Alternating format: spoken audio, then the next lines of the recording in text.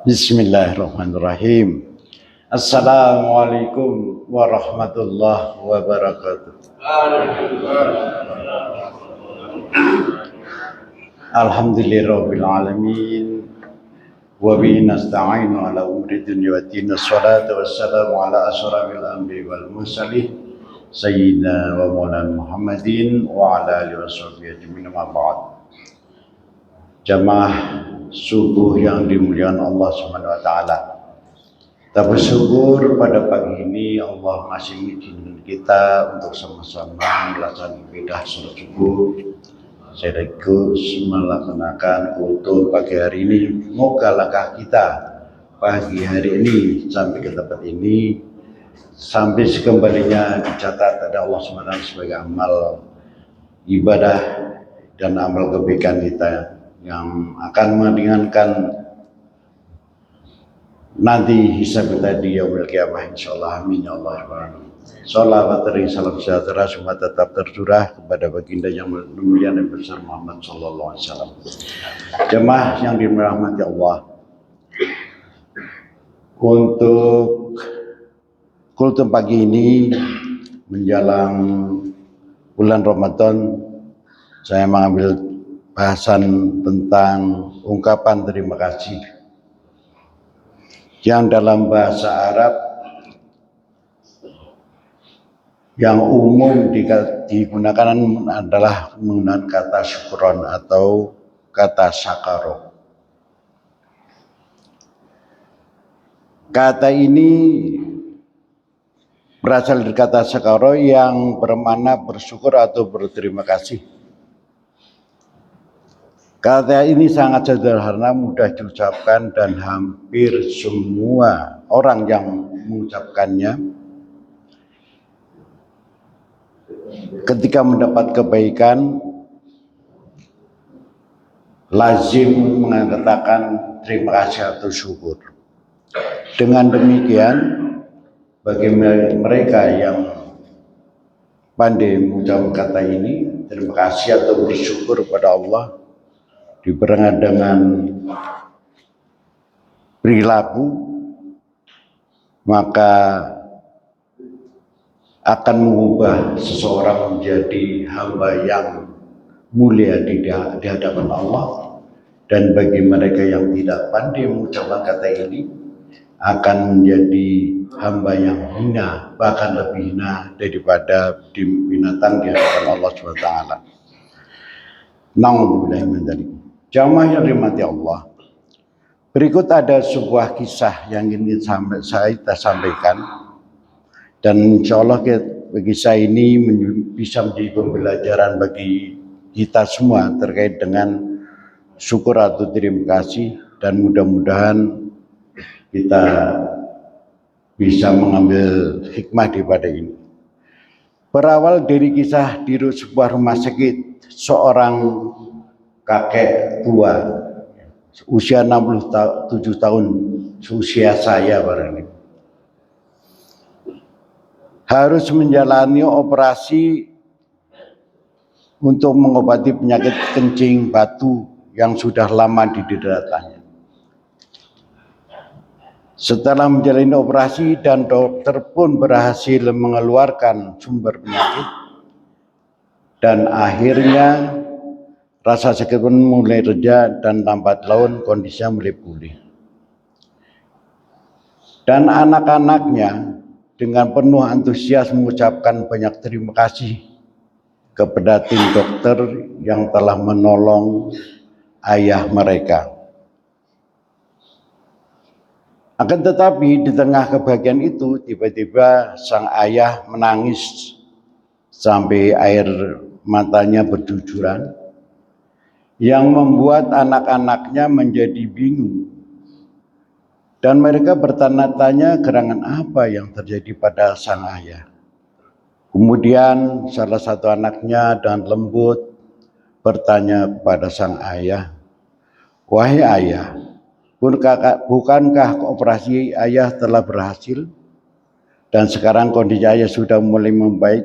Kenapa ayah malah terlihat sedih? Adakah hal yang ayah ingin sampaikan?" Lalu sang ayah sambil terseduh membaca potongan ayat dari surat Ibrahim ayat 7 yang biasa atau yang sudah dihafal oleh banyak jemaah di sini, yaitu Bismillahirrahmanirrahim, lan syakartum lazidanakum walin kafartum inna adzabil syadid. Sesungguhnya jika kamu bersyukur, niscaya aku akan tambahkan nikmatku kepadamu. Tetapi jika kamu mengingkari nikmatku, sesungguhnya azabku benar-benar sangat pedih. Jamaah rahimakumullah. Lalu kemudian ia melanjutkan, wahai anak-anakku, ketahuilah hari ini dan hanya sekali saja dokter membantuku, kita sudah begitu rupa berterima kasih kepadanya. Ayahmu sudah 67 tahun. Allah beriku kesehatan tanpa perlu operasi, tanpa kesulitan, tanpa rasa sakit. Tapi betapa seringnya ayah melupakan untuk bersyukur padanya. Lalu semua diam dan mendadak si Zulwan itu sunyi dan anaknya tertegun. Dan mereka pun baru tersadar bahwa mereka juga sama terlalu sibuk dengan kehidupannya, terus sering dapat menikmat tanpa pernah tahu cara mensyukurinya. Jamaah rahimakumullah, Allah SWT telah mengingatkan kita dalam Quran surat An-Nahl ayat 18 dan redaksinya serupa di potongan surat Ibrahim ayat 34 yang berbunyi, Bismillahirrahmanirrahim, wa in ta'uddu ni'matallahi la tuhsuha innallaha laghafurur rahim. Dan jika kamu menghitung-hitung nikmatku, niscaya kamu tak mungkin dapat menentukan jumlahnya. Sesungguhnya Allah benar-benar Maha Pengampun, Maha Penyayang. Jamaah rahimakumullah, betapa seringnya kita melupakan bahwa setiap tarikan nafas, detak jantung, setiap langkah adalah karunia-Nya. Betapa sering kita menduga kesehatan akan selalu ada, bahwa waktu akan selalu panjang, hingga akhirnya kita baru tersadar saat semua telah pergi. Saudaraku, betapa sering kita baru menyadari adanya nikmat setelah hilang, betapa berharganya kesehatan setelah sakit, bernilainya waktu setelah terlewatkan, dan betapa berartinya Ramadan setelah ia berlalu meninggalkan kita, yang kita tidak tahu apakah tahun depan Allah masih izinkan kita bertemu dengannya. Jamaah rahimakumullah, maka ada doa para ulul albab, orang-orang yang berakal, yang menginspirasi dan diabadikan dalam Al-Quran, yaitu surat Ali Imran ada 91 yang berbunyi, Rabbana ma khalaqta hadza batilan subhanaka faqina adzabannar. Ya Tuhan kami, tidaklah Engkau ciptakan semua ini sia-sia, maka maha suci Engkau, maha pelihara kami dari siksa neraka. Jamaah rahimakumullah, doa ini diucapkan setelah mereka melakukan perenungan atas penciptaan langit dan bumi, beserta kandungannya ada di dalamnya, dan mereka mengakui bahwa tidak ada satupun ciptaan Allah yang sia-sia, termasuk menjadikan bulan Ramadan Mubarak ini, dan mereka memohon perlindungan dari siksa api neraka. Jamaah rahimakumullah, alhamdulillah dan izin Allah, tidak lama lagi kita akan masuki bulan Ramadan, bulan yang penuh berkah, bulan yang padat dengan nikmat, bulan dibukanya pintu surga selebar-lebarnya, dan bulan yang itu pintu neraka serapat-rapatnya, yang semuanya itu dikhususkan bagi orang-orang yang beriman. Di bulan Ramadan setiap amal kebaikan akan dibalas dengan pahala berlipat jika dibandingkan amal yaitu dikerjakan di luar bulan Ramadan. Ramadan sungguh sangat dahsyat, karena dosa-dosa kita yang telah lalu akan diampuni oleh Allah SWT, sebagaimana sabda Rasulullah sallallahu alaihi wasallam, "Man shoma ramadanan iman wa ihtisaban ghufira lahu ma taqaddama min dhanbi." Barang siapa berada di bulan Ramadan karena iman mengharap pahala dari Allah, maka Allah akan ampuni dosa-dosanya yang telah lalu. Hadis riwayat Bukhari dan Muslim. Jamaah rahmatullah, terkait dengan datang bulan Ramadan, secara singkat terdapat di golongan orang yang telah menyambut kedatangannya yang sering digambarkan oleh para ulama berdasarkan tingkat keimanan dan persiapan mereka. Yang pertama adalah golongan yang keberatan, golongan yang mengeluh atau golongan yang malas, dan golongan ini tergolong yang paling merugi. Golongan ini adalah mereka yang merasa berat, malas, atau bahkan mengeluh karena merasa keberadaannya dibatasi, kebebasannya dibatasi.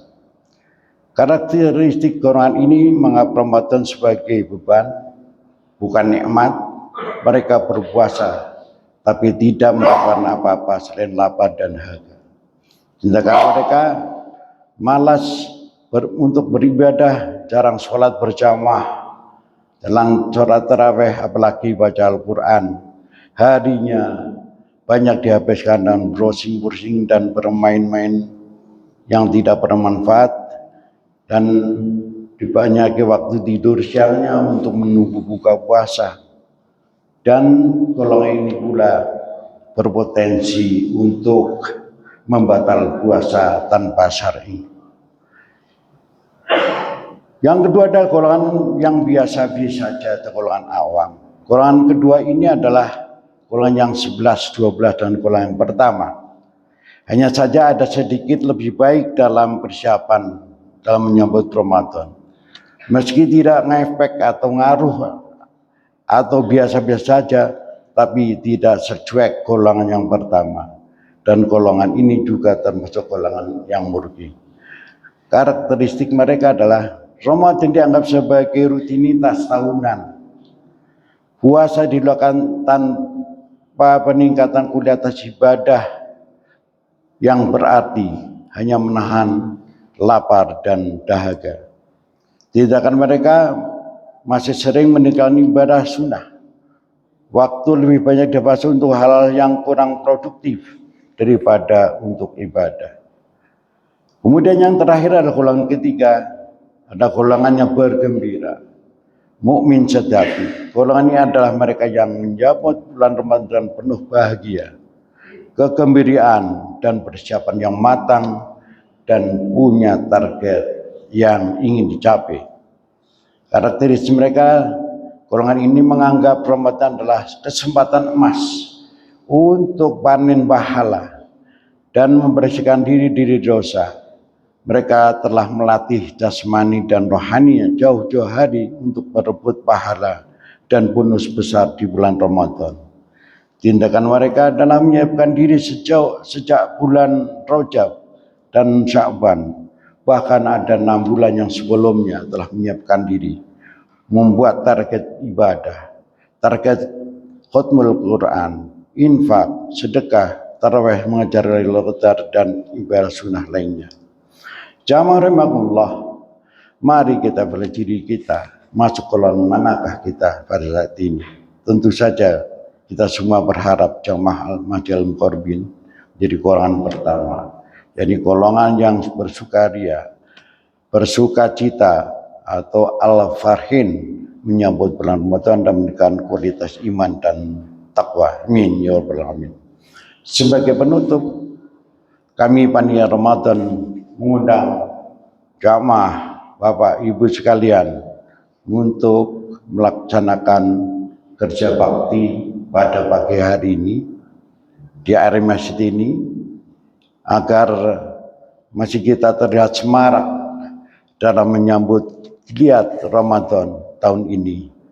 Kegiatan yang dilaksanakan mulai pukul 7 sampai selesai Kami berharap Bapak Ibu yang hadir pada pagi ini bisa ikut dalam kegiatan tersebut. Demikian yang dapat kami sampaikan. Kurang lebih mohon maaf. Wabillahi taufiq wal hidayah. Wassalamualaikum warahmatullahi wabarakatuh.